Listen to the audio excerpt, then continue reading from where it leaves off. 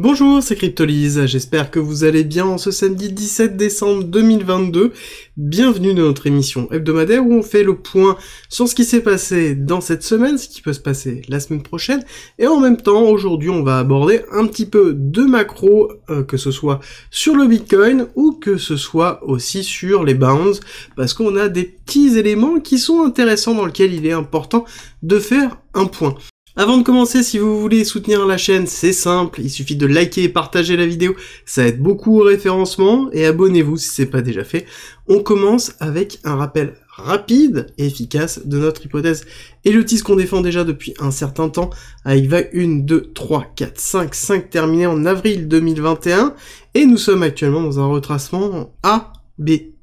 C, avec un B qui a fait une extension, C qui a fait une extension, on a pris justement les liquidités avec un nouvel ATH de la partie supérieure, et on a pris les liquidités de la partie inférieure, avec la grande C que nous avons en cours. Grande C qui est la grande question, est-ce qu'elle est terminée ou non? Chose que je vous donne la réponse régulièrement, en tout cas ce que j'en pense, dans les quotidiennes, je ne vais pas revenir dessus. L'élément important à prendre en compte, c'est que nous avons fait une clôture hebdomadaire qui est somme toute importante parce qu'on a commencé à retracer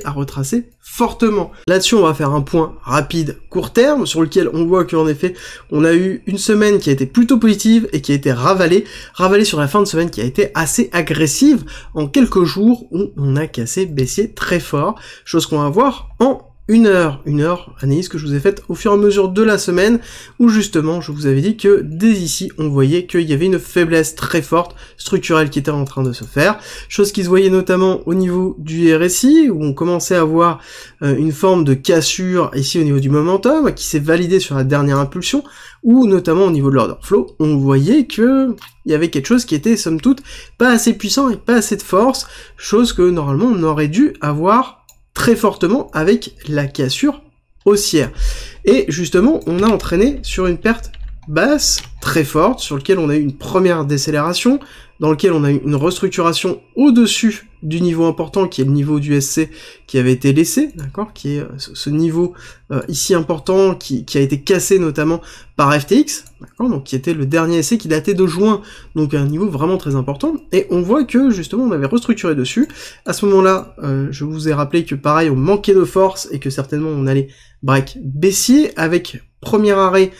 ici structurel qui était la zone dans laquelle on avait rangé depuis déjà un certain temps, depuis le 8 décembre, en attente de ces nouvelles d'inflation et ces nouvelles du FOMC, nouvelles qui somme toute est assez cohérent, et je vous avais rappelé aussi que on avait le discours de Lagarde qui était aussi important et qui rentrait dans cette notion d'importance, même si la notion de volatilité était déjà effectuée, et que certainement ce serait une complémentarité de la volatilité, et que surtout on allait arriver dans une zone de prise de profit massif, que ce soit sur le Nasdaq, sur le SP500 et sur les différents acteurs, parce que sur la fin d'année, il y a toujours une prise de profit pour clôturer l'année. Chose qu'on a vu avec un break très très fort dans lequel on est allé combler la liquidité qui avait été en attente, zone qui avait été importante dans lequel on avait fait déjà un premier retravail, donc on voit qu'on a bien retravaillé, et ensuite on s'est entraîné dans une période baissière avec de moins en moins de force, et dans lequel on voit que structurellement on est en train d'avoir un momentum qui est tout simplement en termes de structuration, on est plus dans une forme de compression au niveau du momentum, on va arriver dans une forme de compression je pense au niveau du cours. Pourquoi? Parce qu'on est le week-end, en ce moment on est toujours dans des compressions le week-end sur des zones comme ça dans lesquelles après on a des breaks de sortie, sauf que la semaine prochaine, il n'y a pas grand monde au niveau de Wall Street. Clairement, on sait que sur les marchés US, il y aura pas grand chose, donc on va avoir une volatilité qui va s'écraser pour cette fin d'année. On risque pas d'avoir de gros mouvements, potentiellement une forme de retracement spécifique qui peut se faire pour aller retravailler, pourquoi pas, la 17 300 pour nous donner justement un petit peu de momentum, ou tout simplement une zone de ranging qui s'effectue comme ça, alors que ce soit sous forme de cric haussier ou de cric baissier, donc sur lequel on a généralement une construction de liquidité pour pouvoir refaire une descente, donc plus sous une forme de redistribution, parce que pour moi, la target, elle n'est pas encore atteinte. Pour moi, la target réelle, elle est cet inducement qui se trouve ici, qui est très important, qui correspond ici à une potentielle redescente. Et je vous avais dit, pour rappel, que quand on regardait le mouvement total qui avait été fait, quand on regardait cette partie basse, ce STB, jusqu'à l'accélération haussière qui a pris la liquidité de la R, on voit que le premier arrêt, qui avait été structurel, ici, était au 380, et que pour moi, on allait casser. Et là, qu'est-ce qu'on voit? On voit qu'on a retravaillé le 618, d'accord? On s'est arrêté sur le 618, donc on est bien sur un retracement effectif de ce mouvement-là. La question, elle est, est-ce qu'on va retracer fortement, dans le sens où on va aller chercher beaucoup plus bas et voir casser le STB pour faire justement un spring, donc quelque chose qui va être beaucoup plus agressif, où on va faire un plus bas effectif, chose qui pourrait être cohérent, ou est-ce qu'on va retracer et aller chercher le 786 qui est ma target avec l'imbalance qui se trouve justement à combler ici, plus l'inducement qui se trouve là, donc un arrêt sur le 786 avec une petite chasse, avec une petite mèche qui va aller chercher en dessous des 16 000 pour aller récupérer les liquidités qui sont en attente, parce qu'on a pas mal de liquidités de longues qui sont structurellement là, et le fait qu'on ait cette descente entraîne de la construction de liquidités short, d'accord? Donc forcément, on va avoir beaucoup de liquidités qui sont en train de se construire là, mais clairement au niveau de l'order flow, on voit que on est en train de construire des shorts au fur et à mesure, et ce qui est logique quand on voit cette accélération, quelque chose que je vous avais donné notamment jeudi et vendredi dans la quotidienne comme information par rapport à ce qui était fait. Ce qui est intéressant, c'est que c'est quelque chose que j'avais donné depuis déjà un certain temps, donc c'est quelque chose qui date de cette période-là, donc le 6 décembre, faut la retrouver sur Twitter notamment, qui était ma schématique dans lequel je vous disais que notamment on allait chasser l'order block qui se trouvait là pour aller chercher l'AR qui se trouvait ici, et qui était plus ou moins une pattern que j'avais avant de potentiellement descendre, d'accord? Donc on voit qu'on est bien allé chercher, on est allé chercher plus haut que ce que j'espérais, parce que du coup je pensais qu'au moins on allait chercher potentiellement juste une petite mèche pour aller faire, donc juste s'arrêter ici, et on a fait de l'extension pour aller chercher le 1.618 de la première impulsion haussière qui a été donnée, donc c'est quelque chose qui a été validé, et derrière on a aussi en même temps, on est en train de valider une distribution effective avec la cassure qui a été faite, donc c'est pour ça que je vous dis que pour moi la target serait déjà dans un premier temps les 16 000 pour aller chercher plus bas et potentiellement restructurer plus bas. Si on a une accumulation qui se fait dans les 16 000, ça veut dire que en effet on est bien dans un retracement effectif pour un plus haut, pour du coup un janvier, février, mars qui pourrait être plutôt bénéfique, donc plutôt à la hausse, ce qui serait quand même pas forcément l'hypothèse actuelle, où pour moi j'aurais plus une vocation, et c'est quelque chose que j'explique depuis un certain temps, continuer à faire une structuration baissière janvier, potentiellement février, et ensuite restructurer sous une forme d'accumulation mars-avril, pour quelque chose qui est haussier, avec un DXY, on va le regarder après, qui serait plutôt bullish. Alors, on va juste prendre un petit peu de recul. On va prendre du recul en daily pour vous montrer que la chute, oui, en une heure, elle fait mal, mais somme toute, on est dans quelque chose où on a bien marqué une accélération haussière. On est bien allé chercher la partie haute. Donc là, comme je vous disais, on cherche à encadrer des shorts pour descendre, chose qu'on a eu ici, mais on est encore très très loin de la target du STB pour aller chercher le spring. À savoir que j'ai toujours ma boîte qui est là, qui se trouve à 13 500, 14 500, qui correspond à beaucoup de liquidités, qui serait un très beau spring effectif pour pouvoir après structurer une partie à la hausse. Alors ça c'était la partie technique, maintenant on va aller voir rapidement la notion fondamentale au niveau du BTC, sur lequel porte aussi la technologie du BTC, qui est sur les mineurs, qui est l'industrie qui se trouve derrière la sécurisation du réseau, qu'il ne faut pas omettre, et dans lequel nous sommes aussi dans une pattern qui est très importante, c'est que nous avons une inflation électrique, énergétique, qui est très très forte, et qui, justement, va jouer. Alors, oui, il y a une partie des deals qui sont en Green Deal, mais ce n'est pas le cas partout. Par exemple, si on prend l'exemple du Texas, il n'y a pas de Green Deal, d'accord? C'est de l'énergie fossile qui est burnée, donc il faut vraiment prendre en considération ça, et donc, il y a une partie des mineurs qui sont exposés à cette inflation. Même s'il y a des négociations de tarifs loqués pendant un certain temps, ça n'empêche qu'il y a toujours une inflation effective forte. Et c'est pour ça qu'on voit qu'il y a un certain nombre de mineurs qui sont en train de libérer la totalité de leur BTC au fur et à mesure pour pouvoir justement attendre que ça passe. C'est le cas d'un certain nombre de grosses sociétés de minage dans lesquelles ils sont en train de liquider leurs fonds, où ils sont quasiment à sec. Il faut comprendre que c'est pas parce qu'une société de minage dépose le bilan que ces BTC sont vendus, non. C'est que là actuellement, tous ceux qui sont sous pression sont en train de vendre leurs BTC dès qu'ils sont quasiment minés, d'accord, pour subvenir à plusieurs choses. 1, les coûts électriques, 2, la main-d'œuvre, 3, les prêts qui sont forts et dans lesquels leurs capacités d'emprunt sont diminuées par les taux d'intérêt d'augmentation de la Fed. Donc on a aussi tout ça qui est en train de se mettre en place, où on a une pression très très forte au niveau du BTC. Alors pour rappel, cette courbe-là est une représentation des coûts effectifs donc sur lequel on considère que les personnes sont sur un deal à 3 centimes, 4 centimes le kilowattheure, avec une augmentation de 1 ou 2 centimes pour représenter les immobilisations et donc les emprunts et donc la capacité d'emprunt et les coûts fixes effectifs et de renouvellement des ASIC, qui sont des choses qu'il ne faut surtout pas oublier, et donc ça représente quelque chose qui a aussi un parc récent avec des machines récentes. D'accord. Là, j'ai pris comme exemple une dernière version, donc la version 19 des Antminer, sur lequel on a quelque chose qui est très très fort en termes de rentabilité. On est vraiment sur quelque chose de très très fort en termes de rentabilité, chose que, clairement, la totalité des mineurs n'ont pas. Et c'est pour ça qu'on a un certain nombre de mineurs dans lesquels ils ont une partie du parc qu'ils ont dû arrêter, donc forcément une rentrée d'argent minime, donc aussi forcément une difficulté à rembourser les prêts. Et on voit que on a quand même une baisse, on était sur 13 300, et on voit qu'avec la diminution ici du hash rate effective qui s'est faite, donc c'est-à-dire un abandon de la difficulté, on voit que le prix est en train de diminuer. Alors là-dessus, on va se dire, oui, donc ça sous-entend que plus il va y avoir des mineurs qui vont disparaître, plus les mineurs restants vont être rentables. Oui, mais ça sous-entend aussi que on va avoir à côté, à un moment donné, un palier de rentabilité, parce que d'un autre côté, on a une difficulté d'investissement, on a une augmentation des tarifs, alors sauf ceux qui sont full green, il y en a un certain nombre qui sont full green, mais ce n'est pas le cas de tous, et donc à un moment donné, on va avoir un palier qui va être fort, parce que on va avoir une augmentation des prix liés à l'énergie, couplé avec une baisse du BTC, et ce palier se trouve entre 10 000 et 14 000, en tout cas par rapport aux estimations que j'ai pu faire sur des hypothétiques baisses du hash rate, qui nous emmèneraient justement sur un taux de rentabilité bien inférieur, avec potentiellement un retest des 10 000. Il est évident que, passé 10 000, on va avoir une grosse capitulation des mineurs de BTC, et donc à côté aussi une grosse capitulation de la sécurité du réseau. Ça ne veut pas dire qu'on va avoir une chute du BTC, c'est très important de retenir ça. D'accord? Ça ne veut pas dire qu'on aura une chute du BTC, parce que ces mineurs-là sont déjà à la limite d'être sous l'eau, et donc crament énormément de BTC pour rester, pour survivre le temps que ce bear market se fasse. Donc ça veut dire aussi que cette pression vendeuse, elle est très forte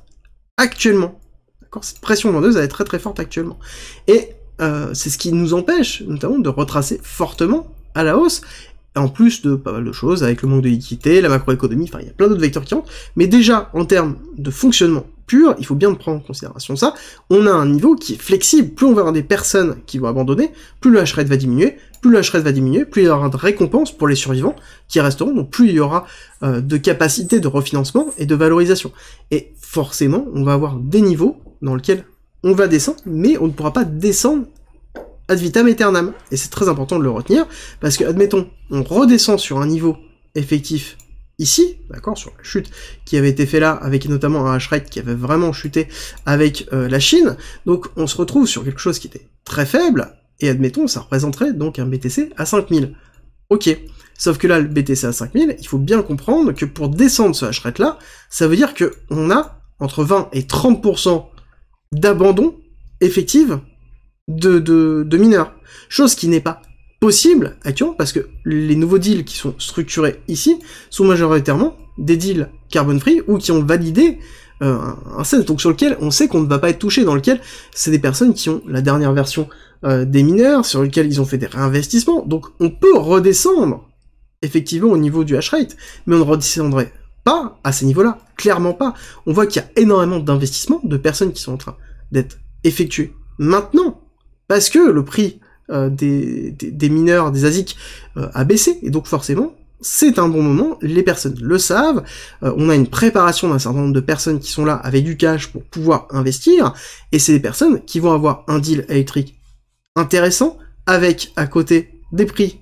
de minage qui vont être très faibles, et on va arriver à ce palier très très vite. Et je pense que ce palier, il est quelque part par là au niveau du hash rate, qui correspond à toute cette partie structurelle qui s'est faite ici, où on a eu déjà une grosse partie d'abandon. Pour moi, il reste très très peu de mineurs qui sont encore pile poil au niveau de l'eau. Ce sont soit des personnes qui ont réussi à se préparer, soit des personnes qui sont en train de réinvestir, et donc forcément on va avoir un cumul entre ceux qui rachètent les ASIC de ceux qui vendent et qui se préparent. Donc à un moment donné, le hash rate va se stabiliser et va rester dans cette zone-là, et forcément, bah, le prix aussi, c'est pour ça que je vous dis qu'on est vraiment dans cette zone entre, je pense, 14 000 et 13 500, où on va avoir un Shrek qui va stagner dans cette zone-là. Même si on peut avoir un petit dip, on aura quelque chose qui sera racheté par ceux qui sont préparés, et c'est important de le retenir, en tout cas sur la visibilité que l'on peut avoir sur le long terme au niveau du BTC et de l'industrie qui se trouve derrière, parce que forcément le BTC est directement lié aussi à l'utilisation du réseau, à la sécurité du réseau et à l'industrie et des financements qui sont effectifs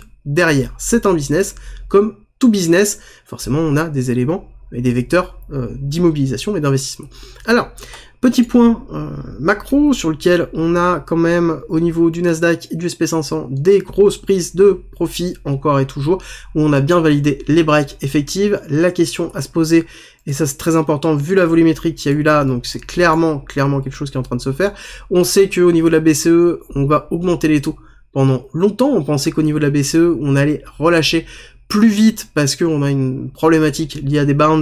les bonds européens qui sont compliqués. On sait qu'ils vont diminuer aussi la volumétrie de rachat des bonds, donc forcément on va avoir une pression effective européenne, et forcément on a derrière la prise de profit plus à côté l'incertitude générée par l'Europe. Alors la question elle est, est-ce qu'on va casser ça? Est-ce qu'on va casser ça? C'est la grande question. Je pense très clairement qu'on n'aura pas la réponse cette fin d'année. C'est quelque chose qui va se structurer. On aura une baisse de volume sur les semaines qui viennent pour clôturer l'année, et ce sera courant, réellement, on va dire courant janvier, on aura cette réponse-là. Néanmoins, si on regarde juste en semaine, on voit qu'on a eu quand même une semaine avec énormément de volatilité, grosse accélération, prise de profit, on a ravalé la moitié de la bougie et on a break baissier une autre moitié très fort pour une continuité baissière. Quand on regarde juste en termes de structure, on voit bien qu'on est dans une continuité baissière, même si on a eu des bonnes nouvelles au niveau de l'inflation. Ça pourrait être... Là, actuellement, on n'a pas de signal de bottom, d'accord? On a même eu un signal de continuité. Là, actuellement, si on doit se baser uniquement sur la structure, on aurait tendance à se dire qu'on va casser plus bas, et donc on va faire un plus bas pour aller chercher 9500. Ok, ça, on n'a pas encore cette information-là. Je pense qu'il y a un ensemble qui sont en train de se pricer. Il va falloir juste patienter. On a un repricing de ce qui avait été pricé, quelque chose qui était plutôt trop bullish pendant un certain temps, et sur lequel on pourrait avoir une restructure. Pour moi, on a fait un petit break-off structure qui attend une validation pour potentiellement un retest, et pour moi le retest va être important dans les 10 500 sur le plus bas. Est-ce qu'on va aller chasser la liquidité en dessous avant de repartir? Est-ce qu'on va break? Forcément, malheureusement pour l'instant, si on se base que les structures, on se dit qu'on va break. Quand on se base un petit peu sur la macro, on pourrait dire qu'en effet, on pourrait restructurer ici quelque chose qui serait sous une forme d'accumulation avant d'avoir un signal haussier derrière. Mais ça reste de l'hypothétique, c'est moi et ma vision sur la vision macroéconomie que l'on peut avoir, macroéconomie que retrouve notamment aussi sur le SP500 en termes de pattern dans lequel on a eu un très beau rejet, mais néanmoins on a quand même une forme de puissance, on n'est pas allé tout de suite en haut au niveau du RSI, donc ça veut dire qu'on a du jus encore pour pouvoir repasser, c'est juste qu'on est aussi sur une fin d'année avec une prise de profit et une incertitude. Parce que si on regarde quelque chose qui est important, qui est la comparaison entre les bounds 10 ans et 2 ans, qui est très représentatif de cette notion de récession que tout le monde définit comme une notion de récession, je vous invite à regarder l'hebdomadaire de la semaine dernière que je vous ai fait le 10 décembre, où je vous explique moi ma représentation au niveau des bounds, où il ne faut pas aussi aller toujours dans la représentation que c'est, il y a eu un cross, donc ça veut dire qu'il y a récession. Non, ça veut dire qu'il y a une forme d'instabilité, il y a une forme de pricing qui est différent entre le pricing actuel et la fin de récession. C'est-à-dire qu'on price sur 2 ans la récession, donc beaucoup plus fort, avec cette incertitude, que sur les 10 ans et les 5 ans. Parce que sur 10 ans et 5 ans, on considère que la récession est terminée, et qu'on repart sur un bon. Donc on est plus dans cette notion de représentation d'une récession éventuelle, du marché que plus par une pattern de récession. Et ça c'est très important parce que là on parle du yielding, donc c'est-à-dire des taux d'intérêt qui sont donnés et qui est lié directement au marché, au pricing du marché. Et c'est très important de faire la décorrélation entre les deux. Voilà, ça c'est ma vision et ça reste quelque chose que je vous ai déjà défini. Néanmoins on voit quoi? On voit qu'on a un rebond effectif déjà depuis un certain temps avec une accélération de descente. Et ce qui est intéressant de voir c'est que cette accélération, si on regarde vendredi, elle a été très forte. Elle a été très très forte avec la chute effective. Donc ça veut dire qu'on a bien cette cassure qui est liée non pas à potentiellement une peur de la récession, mais qui est plus liée à une prise de profit. Et c'est pour ça que je reste dans ma dynamique d'un potentiel rebond sur des niveaux de retracement pour potentiellement ranger, faire une accumulation janvier, février, mars, et après repartir à la hausse. Quelque chose que je vous ai déjà défini en long, en large et en travers, et c'est quelque chose qui se voit aussi au niveau du DXY, dans lequel on voit qu'on a clôturé weekly au-dessus du point. Je vous avais expliqué que il aurait fallu clôturer en dessous pour se dire qu'on validait bien. Là, malheureusement, on a clôturé légèrement au-dessus, on a bien pris la liquidité, donc on a bien fait un début de break-off structure, on l'a pas validé par une clôture, ce qui est dommage, j'aurais bien aimé qu'on clôture weekly dessus pour être sûr et certain, mais là, en tout cas, pour moi, il est potentiel qu'on retrouve dans une zone de consolidation pour potentiellement aller retravailler les 110, quelque chose que je vous ai donné, 109, 110, depuis un certain temps, avec l'imbalance qui se trouve ici, qui est en attente d'être comblé, pour potentiellement après faire un recheck baissier. D'accord? Je rappelle que là, on aurait bien BC, AR, ST, potentiellement un saut, avec un retest pour faire un retest baissier plus fort au niveau du saut, soit donc un deuxième saut, soit derrière une accélération haussière pour faire un uptrust, mais on n'est pas obligé de faire un uptrust, on peut juste faire un retest simple, sur lequel on reteste les 109, classique, et baissier, qui est une pattern de distribution week-off qui existe, plus sur le forex que sur la crypto-monnaie en général, et qui est somme toute assez rare, mais qui existe aussi, donc dans lequel on pourrait avoir une continuité baissière. Il faut déterminer, est-ce que ce break-off structure, et ça c'est une question de choix d'interprétation parce qu'on n'a pas clôturé au-dessus, est-ce que ce break-off structure, weekly, est-ce qu'on considère que la non-validation de break-off structure weekly n'est juste que temporaire, et qu'on considère que la validation de break-off structure en daily est validée? C'est une question d'interprétation, on n'aurait pas cette discussion si on avait cassé en dessous totalement. Pour moi, la prise de liquidité confirme un retracement 110 ici à minima, sur lequel après potentiellement on pourrait avoir une descente. Ça sous-entend quoi un DXY qui monte à 110? Ça sous-entend une zone de retracement et une zone de consolidation effective Nasdaq, SP500 et BTC qui correspondraient aux différents niveaux que je vous ai donnés pour janvier-février, et un départ, donc une continuité baissière par la suite, un départ sur mars, avril, mai, juin, donc qui serait justement ce printemps vert que l'on attend très fortement et qu'on attendait déjà l'année dernière pour tous ceux qui étaient plutôt boules à cette période-là. À voir. Vous, dites-moi ce que vous en pensez. Est-ce que pour vous, ici, c'est un break-off structure? Et ensuite, est-ce que pour vous, ici, c'est un signal disant que potentiellement, on peut ranger pendant un certain temps pour préparer le prochain bull run? Enfin, en tout cas, un début de remontée, ça veut dire pas forcément dire un début de bull run, d'accord? On n'oublie pas que ne me faites pas dire ce que je n'ai pas dit, c'est-à-dire que quand on regarde ce qui s'est passé dans le passé, de façon empirique, on voit que malgré l'accélération que l'on a eu ici, on a eu un retracement très fort avant le halving effectif, d'accord? Donc on peut avoir une accélération haussière qui est un pré-bull run, avec un retracement, le halving, et ensuite quelque chose qui départ, ou une zone de ranging pendant un certain temps, entre 15 000 et 25 000, avant d'avoir le top go en 2024. Vous, quelle est votre perspective sur l'année 2023? Avant de se quitter, je vous rappelle que le Discord est en commentaire, c'est gratuit,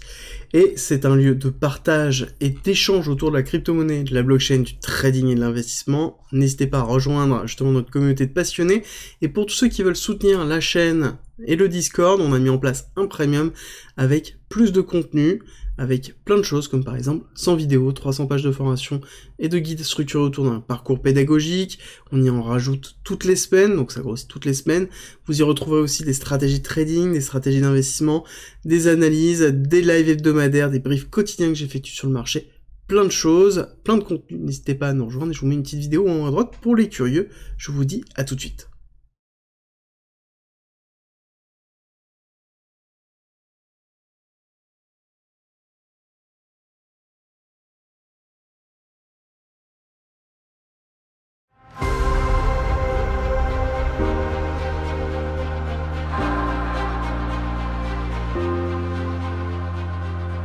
Si tu aimes mon contenu, n'hésite pas, partage, like, ça m'aide énormément, et rejoins-nous sur Discord.